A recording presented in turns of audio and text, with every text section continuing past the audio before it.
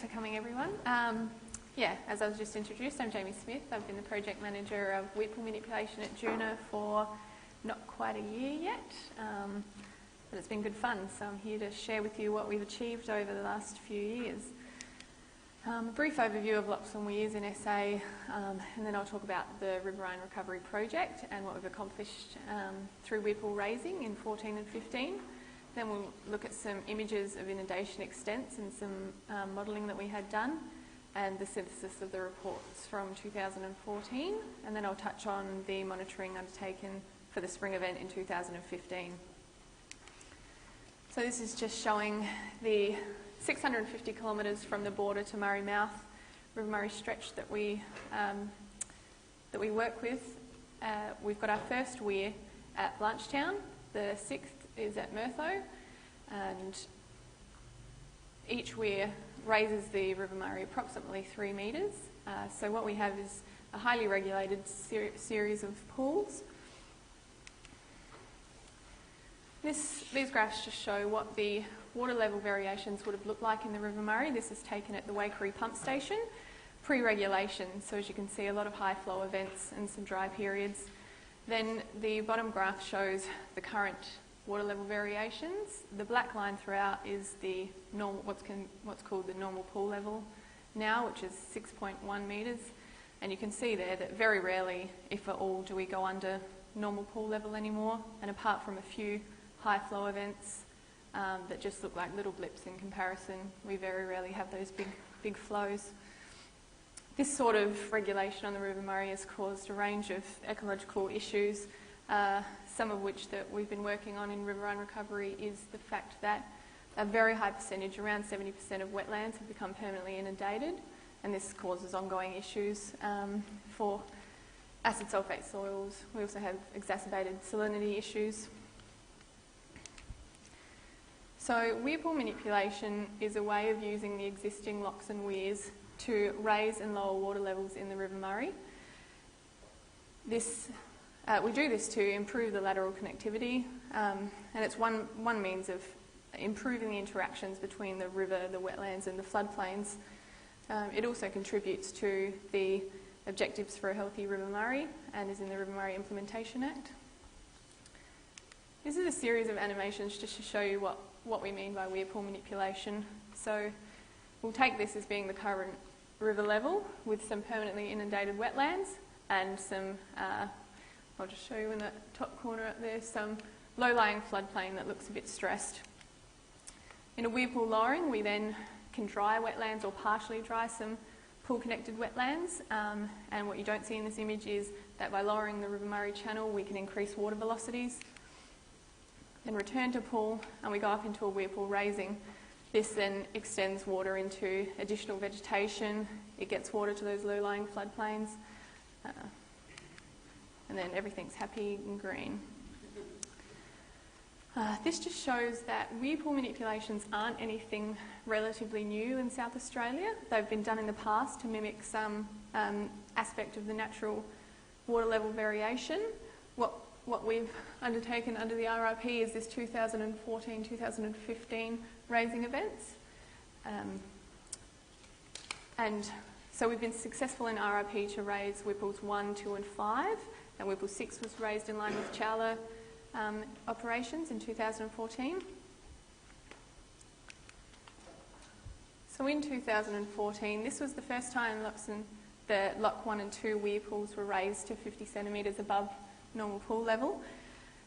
We've done this in a stepped increment. This was one reason to utilise some flows that were coming down the system in August. We had planned to start a bit later in September, and 2 for a risk assessment to be undertaken at every increment. So this sort of inundation in weir pool 1 and 2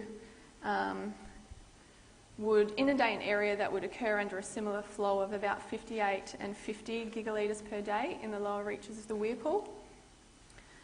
And it does say up there, I don't know if you can read it well, but the additional vegetation that was modelled to be inundated was around 243 hectares, and for wetland extension of about 263 hectares. So this event in 2014 used approximately 9.3 gigs of water, 7.4 of which was returned to river. So the environmental use, or the consumptive use, was about 1.9 gigs. The 2015 event, we followed a similar, risk-adverse fashion in Weir Pools 5, where we did the stepped increment. In Weir Pool 2, this was the second time we raised it, so we were able to go straight up to 50 centimetres, hold for a longer period, and then come back down. We held for 4 weeks at peak inundation in Weir Pool 2 and 3.5 weeks in Weir Pool 5, almost 4 weeks. And so this event used 22 gigs of water, 16 of which was returned to river, and 6 gigs for consumptive use. So it was about 3 times the consumptive use of the event in 2014-15, but the reason being that there was a significant amount of modelled inundation from this raising event. Something to just point out is that 852 hectares of additional vegetation was modelled to be inundated during that event. So these images are false colour images of the 2015 event. This is a Weir Pool. This is a wetland in Weir Pool 2, known as Devlins Pound. So the vegetation is shown in red and water and soil moisture in blue. This image was taken just prior to the Weir Pool raising in spring last year. And then this was taken at peak inundation. This is similar in an area known as Wide Waters in Rowrow Creek. That's peak inundation. And then this is an area just north of Renmark that shows a similar breakout. So just to give you an idea, we did undertake an inundation assessment during peak inundation of Weir Pool 2 and 5 last year. It was modelled in Weir Pool 2 to inundate 209 hectares. We actually inundated 175. And in Weir Pool 5, 1,030 was modelled to be inundated, and we inundated just under 900. But through doing the inundation assessment out in the field, we were able to find any areas that were impediment to flow, which we fixed up while we were out there, and we got somewhere that we fixed was Gore Road boat ramp, and we got approximately a week and a half at full inundation before we started to draw down. So we have a synthesis of the ecological response to the 2014 event. I'll just point out before we get into this that in 2014, due to the nature of bringing the event forward a month, we weren't able to get any pre-event sampling undertaken, so that has compromised some analysis. But as for hydraulic complexity, we found that at a flow rate of 9,000 megs per day or less, the hydraulic complexity was not significantly reduced in Weir Pools 1 and 2. We did find through using Weir Pool 3 as a reference site that there was a significant free-flowing habitat in Lock 3 that we would like to further explore. We also found that the variation of turbulence was consistent across both the raised and unraised. However, the mean velocities and turbulence decreased with a downstream direction. With water quality, we did expect some decrease of DO levels and some increase of salinity. Obviously DO for the increased carbon and nutrient load to the water, but nothing was observed that was of concern. We did see an increase in salinity and alkalinity in some wetlands connected to the manipulated pool after it had returned to a normal pool level, but we had no pre-event data to compare that to. However, the salinity levels were below what was expected to adversely affect biota anyway. So no water quality hazards observed. We undertook some biofuel monitoring in some fixed and floating boards. We did see some evidence of biofilm shift in community composition and mass, particularly in the upper Weir Pool where the water level was more varied. However, we do assume that due to the 30 centimetre raising just prior to the event that the additional water level variation was not sufficient to achieve significant results. For littoral and floodplain veg, we did see in the river red gum tree and the riparian veg an increase in greenness. This was in the lower reaches of Weir Pool 2. We did see some minor but positive changes in an overall shift of the River Red Gum crown condition from moderate to good, and also significant increases in the abundance of littoral and fringing veg in the wetlands that were connected at lower elevations of both Weir pools. And as for macroinvertebrates, we found some minor evidence that native gastropods benefited in the manipulated Weir pool at the highest water level, and this persisted after the event. Although the highest proportion and abundance of floodwater associated species was within the manipulated Weir pool, the Weir pool raise did not lead to any species becoming dominant in Weir Pool 2.